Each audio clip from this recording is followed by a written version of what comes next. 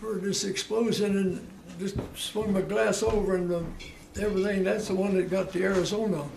Okay. Yeah.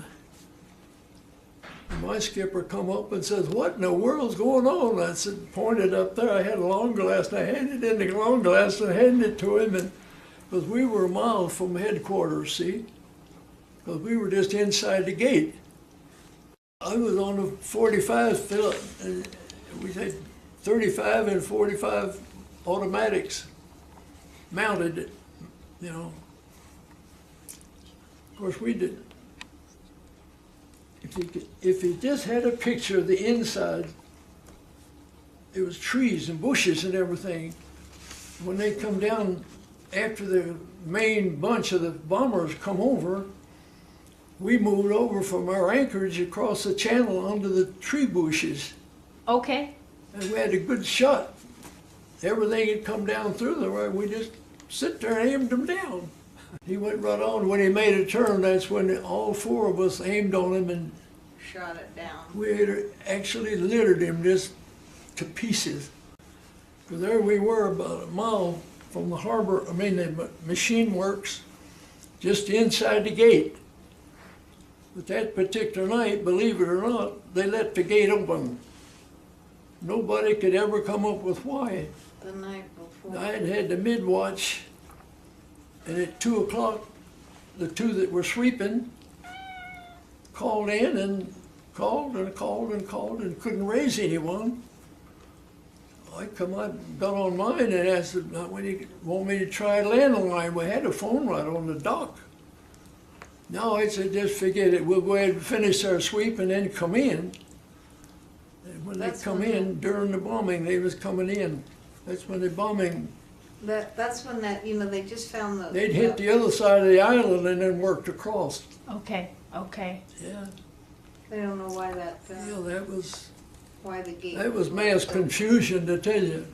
Our head anchorage normally was right by the fort. The bus from harbor would come in through the gate, right down to our harbor and make a round turn to go out to go back, you know. And they got hangar after hangar after hangar, and when they got to the last hangar, my skipper said, "Don't you think we better get out of here?" To the senior officer in charge of four of us sweepers were tied this way to the dock. Okay. Out there. And they said, "Well, I don't know." They said, "Well, I'm taking my boat out of here." So all four of us went right across the harbor to the trees on the opposite side, further down of it. That's when they got the last hangar. There was 8 of them at that base there. So that was getting awful close to us. That's how close it was. Wow. I could almost spit a swing shot across her. Wow. But we were just across the channel.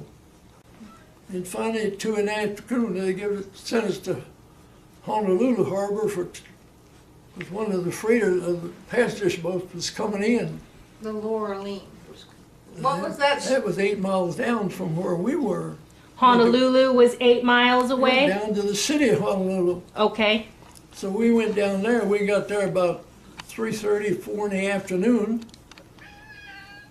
Wouldn't sweep because the passenger ship was due in, but we got up early the next morning to sweep and make sure they didn't drop anything in Honolulu Harbor. So they knew what they were doing. One bomb went down to the city harbor that didn't really damage. It hit somebody's garden out in the back. Because all of their control was up on the forts and the harbor. But they started on the other island. See, we had, knowing something was going on about that time, we saw the planes coming over. That one that hit the Arizona was the one that I had the glass on, watching headquarters make the color flag. And I just turned, and about that time somebody got my shoulder, was my captain. He said, "What in the hell's going on?" I said, hand him the glass, and I said, pointed up there. That was a mile and a half from where we were. They come down on, after they got up, began harbor, all of the shops and everything else, they got closer and closer to us. I guess they didn't know what we were.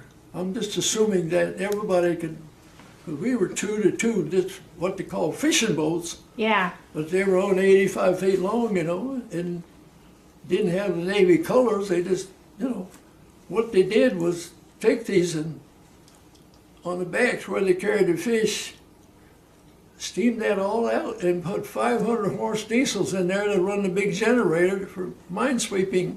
For the cable. They did 8 of them. Okay. There was 4 of us went to Pearl. I don't know where the other 4 went, but 4 of us went to Pearl. We'd been there for seven months, operating every day.